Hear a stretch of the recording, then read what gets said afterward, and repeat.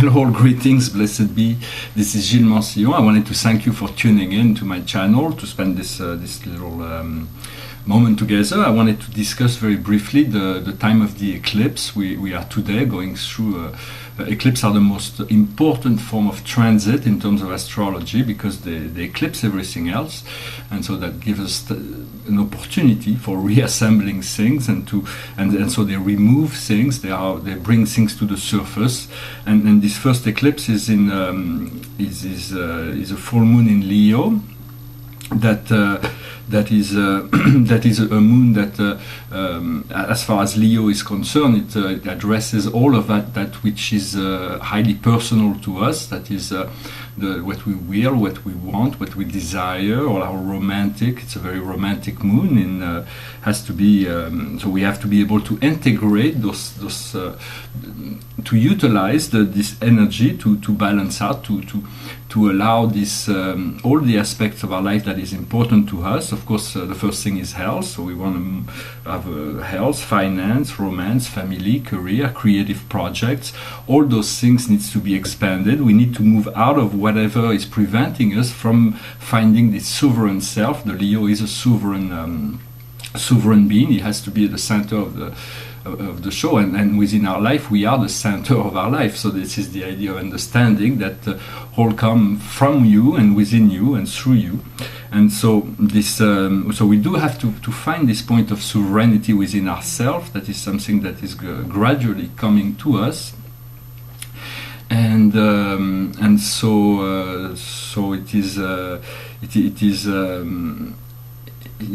is discovering this part of ourselves that is not the danger with the Leo is that he may want there could be some ego that wants to dominate, but in truth and in essence we have to we do understand from that we can just let life run the show, because our sovereignty is granted by life, and so we have to live in trust, because if we doubt, that means doubt ourselves, doubt the universe, doubt God. It means that there is a part of ourselves that is not in total alignment with that which is, because the essence of all that is good is already present within all things. And so those eclipses will remove a lot of obstacles that stand between us and the ability to move into a more gracious flow, because certain things have hold us back. To quote the Archangel Gabriel, that was last week giving this example, is that our motion forward is like we've been trying to move towards ascension, but our parking brake was all the way on, and so and now those eclipses are going to slowly remove the brakes. So we do not want to be afraid of the acceleration. Myself, my own parking brake, I've been like stuck, and I've been working on unlocking it for quite a while. But I think it is when we do put brakes on our evolution, when we slow it down, it is because we feel there is a fear of not being ready. So we have to trust and trust that whatever unknown is wanted. It depends on how our thought process. If we have faith, if we have trust, then one step to the other will lead to ever increasing quality of integration. And then we're gonna have this amazing solar eclipse during the new moon in Pisces. This will bring a lot of joy, optimism. You can look back in a month from now, you will see that that is what the vibration of it will definitely create this new energy that will accelerate everything. It is a time to upgrade your DNA, upgrade your sensitivity, upgrade your perception. All our perception will be upgraded, so we have a more greater ability to sense a new level in our relationship to our physical life. And it's going to be, there is time for contemplative meditation and time for action. So we do want to move into action. And so, because in many sense, I wanted to also give a little exercise in terms of quantum reality. Is an exercise that's is a visualization and manifestation on a visual, so that you can is to help you.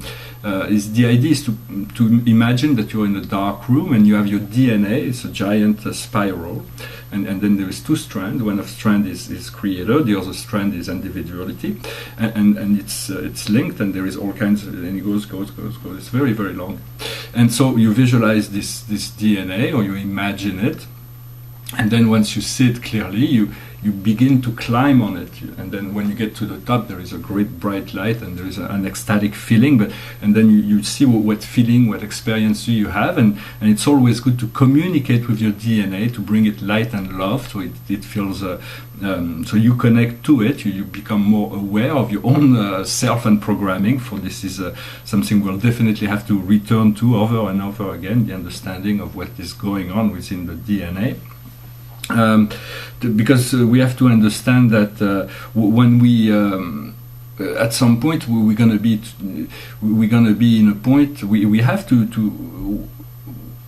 understand that when we're constantly in self-diagnostic, we're not serving much of the outside world. So the idea of moving from contemplation into action, and then to bring your presence into situation, well, definitely when you put your mind on higher things, then you remove yourself from whatever personal limitation we might have. So it is good to keep our dreams open, to continue to dream large, for in truth we are all eternal being, and so infinite being, glorious, magnificent, and indestructible. This is the essence of who you are. Yet when we live our life, we come into this reality that is really heavy, and sometimes we don't feel very glorious, but it is part of the process. We are learning through the process. We are developing character, understanding, lucidity, compassion. All those things are unfolding through the course of life, so that we are learning.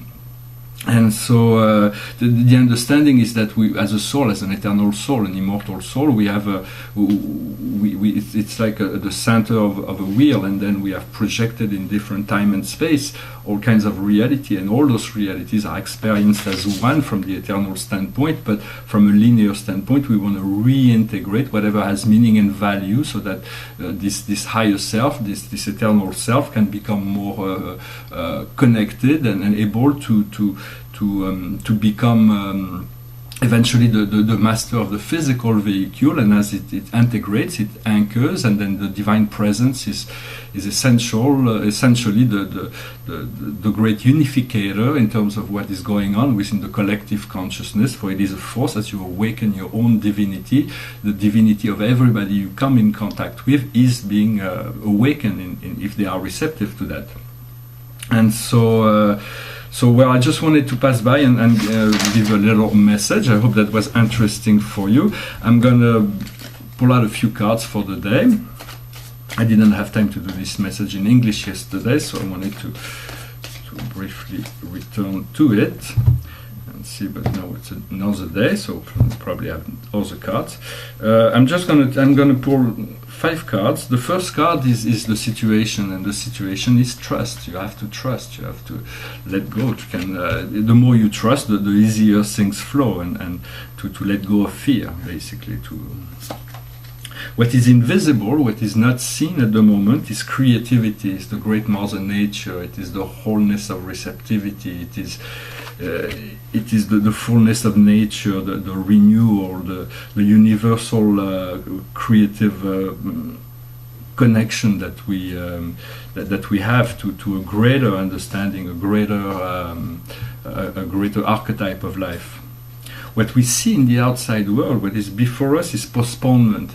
It is as if for some reason we do not feel ready to move through the window, and so we'll say, well, tomorrow will be a better day, but essentially whatever we have to do, it is far better to take some kind of action now, if you feel compelled, than to think that maybe tomorrow or the next day we will be more able to make that step. So this card is saying the time is now, and the lesson that we're learning through the process is the miser. The miser is is the one that has built a wall around himself in order to protect what he has.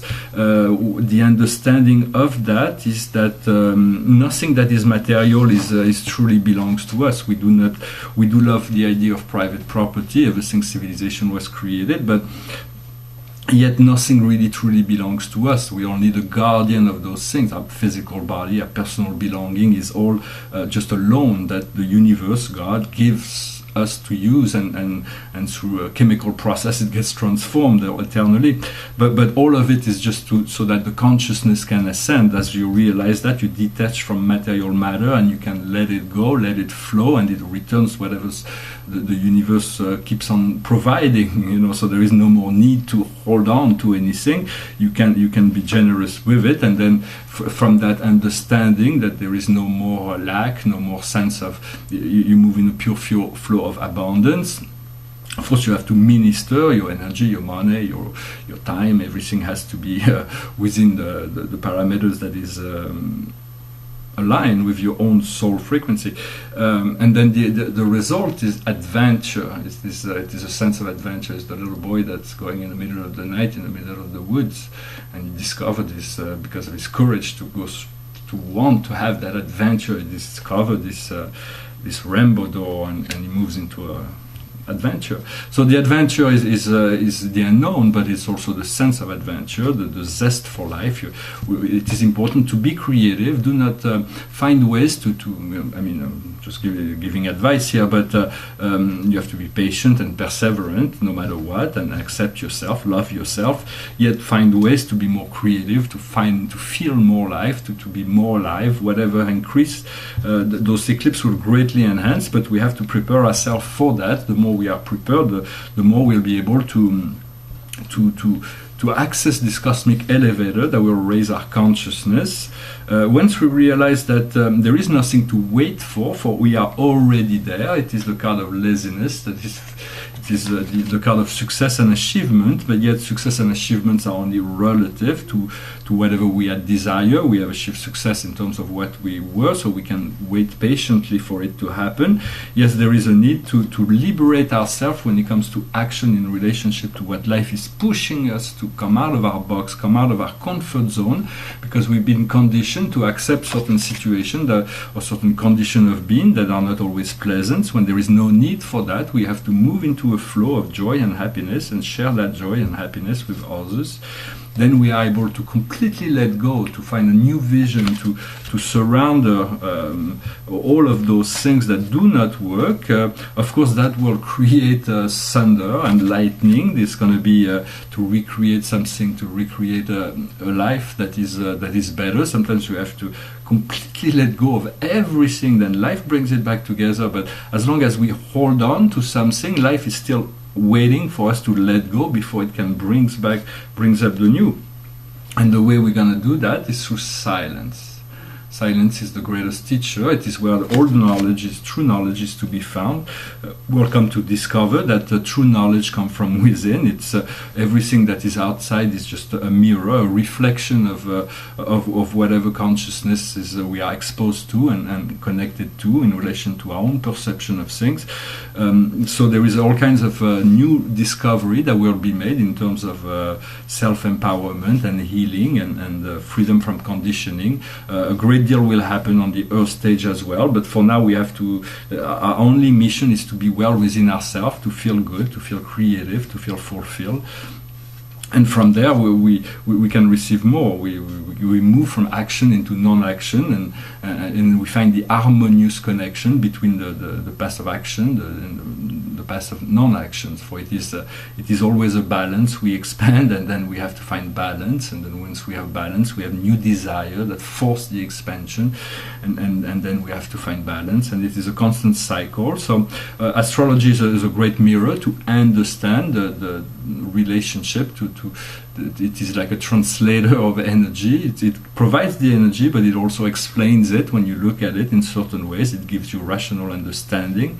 Yet what is going on is beyond the mind. It is beyond rational mind. So we have to let go of rational mind in order to move into a higher soul state, a spiritual state, a more ethereal way of. But for that we have to trust that if we let go of all the world, when we come back, the world will still be there. So it is just a matter of trust, and so this trust is very important. I hope you work with yourself. You work in establishing this trust between you and your heart and your universe, your guide, your creator. For everybody trusts us. God trusted us. Trust us with His will, with His power. He has given us the power to create a life, whatever life for ourselves, with a consciously or unconsciously. We are the creators of our life.